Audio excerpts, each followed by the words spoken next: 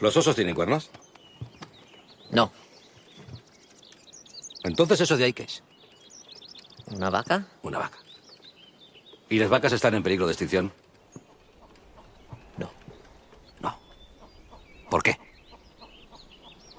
¿Porque hay muchas?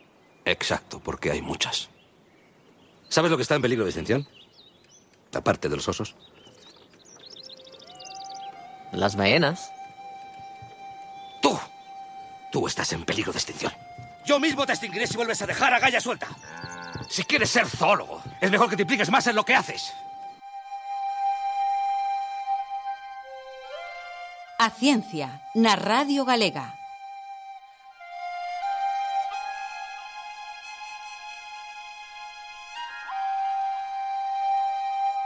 Eva Rodríguez traenos as novas da Xencia SINC.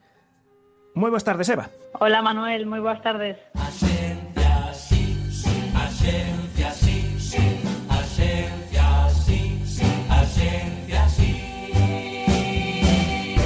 Na Xencia SIN traballades en dúcias de novas científicas cada semana.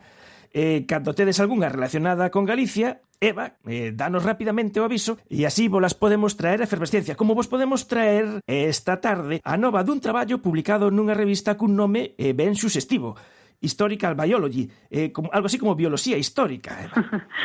Sí, efectivamente, porque neste traballo de investigadoras da Universidade da Coruña estudaron como chegou o oso pardo á Península Ibérica. Contamos, de feito, o teléfono con Ana García Vázquez, que é investigadora da Universidade da Coruña e coautora deste estudo. Moi boas tardes, Ana. Hola, boas tardes. Boas tardes, Ana. Vos reconstruíste neste estudo a colonización dos osos pardos que chegaron á Península Ibérica despois de Exeo. Como fixeste este estudo? O sea, que tipo de ferramentas ou datos tedes para facer este estudo? Este estudo está basado en dous tipos de datos principais. Por unha parte, os datos de datación por carbono 14 e, por outra parte, os datos de ADN mitocondrial. Xuntando estas dúas ferramentas, podemos ver un pouco que tipo de osos pardos e cando estiveron en distintos lugares. A maior parte do traballo está basado en osos pardos que atopamos no noroeste da Península Ibérica, na Serra do Courel e tamén en Asturias. O ADN mitocondrial é ese que se transmite por vía materna, non si? Sí, é o que se transmite de nais a fillos, polo tanto podemos ver como foi as migracións das femias. E concluídes neste estudo que a teoría dos refuxios glaciares, que era que hasta agora estaba vixente, non funciona para a especie dos osos pardos. En que consiste esa teoría dos refuxios? Esta teoría redactouse para os osos pardos actuais. O que se veu é que os osos do sur das penínsulas europeas están relacionados cos do norte.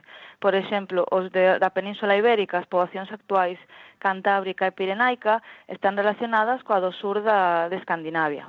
Logo, o que se veu cando se empezaron a secuenciar fósiles, tanto da Península Ibérica como de outros lugares do occidente de Europa como de Inglaterra, o que se veu é que non era tan clara esta relación sur-norte, digamos.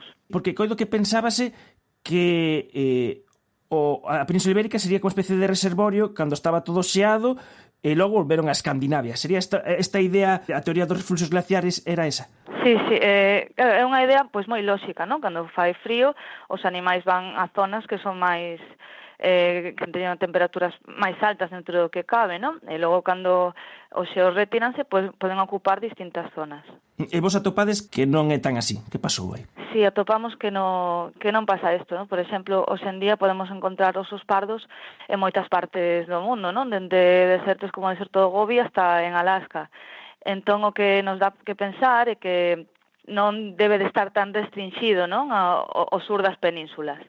Cando se mira o ADN mitocondrial e as datacións por carbono 14, o que atopamos é que na época máis fría non atopamos oso pardo no norte da Península Ibérica. Non hai osos pardos do último máximo glaciar, entón, polo tanto, non podería ser o refuxio. O que nos pensamos é que foi unha parte céntrica, por exemplo, en Francia, a partir da cal estendeuse cara a Escandinavia, cara ao norte da Península Ibérica e tamén cara a Inglaterra.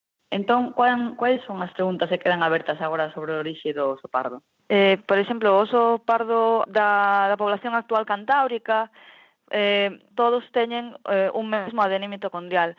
Isto debeuse a que a población nos últimos séculos foise reducindo debido á expansión humana e a caza. Pero unha cousa que sucede con este haplotipo de ADN mitocondrial é que non atopamos en ningún dos fósiles posglaciares. O que sí que está emparentado. Pensamos que quizás este haplotipo estivera noutra parte da Península Ibérica. Por iso é interesante secuenciar outros osos do sur da Península Ibérica. Unha cousa que me parece curiosa é que vos desbotades para o caso do oso esta teoría deste reservorio na Península Ibérica para logo volver a Escandinavia, decides que ese reservorio ten que estar máis ao norte, probablemente en Francia. Ademais, lle chamades como un reservorio críptico. O nome é moi suxestivo. Entón, tamén tedes que agora que reenfocar as vosas investigacións cara a Francia. Algo que pasa en Francia é que non está ningún oso antigo secuenciado. Sí que hai algún oso da Idade de Bronce, así máis recente, pero non tan antigo, da época fría. E o que sí que hai son datacións, cousa que non sucede no norte da Península Ibérica, non? Que non atopamos ningún oso destas épocas. Entón, un futuro da investigación podería ser ese, secuenciar osos de Francia e intentar atopar onde está este refuxio, porque considerase críptico porque non sabemos onde está físicamente, pero sí que podese deducir por as relacións das secuencias que teñe que estar nunha parte de Europa Occidental, pero céntrica. Iso é unha última cuestión que é unha curiosidade, porque cando comentas que antes de vir á Península Ibérica o oso chegou ás Illas Británicas, visto desde agora parece máis complicado chegar ás Illas Británicas que chegar á Península Ibérica, pero daquela era ao revés. Como é isto? Claro, sí. É que Europa, tal como a coñecemos, era distinta na época máis fría, porque o nivel do mar estaba moito máis baixo e tiñamos casquetes polares. Por exemplo, Escandinavia estaba toda cuberta polo xeo, polo cal non podería haber osos aí. Pero o que sí pasa nas Illas Británicas é que estaban conectadas ao resto de Europa. Entón, os osos non tiñan ningún tipo de barreira e poderían chegar ali moito antes, cousa que non pasa coa Península Ibérica, xa que temos os Pirineos, que son unha barreira porque, ademais, están cheos de xeo, e a parte que teñen para pasar os animais sería moi pequena, duns poucos kilómetros. E que sucede no norte da Península Ibérica? Que aí temos unha concentración bastante grande de humanos, xa que non poden tampouco estar máis ao norte. E sería unha competencia de cara a refuxio, non? De cara ás oseiras de inverno. E así foi como acabaron antes nas Illas Británicas, isto antes do Brexit, temos que dicilo, que na Península Ibérica.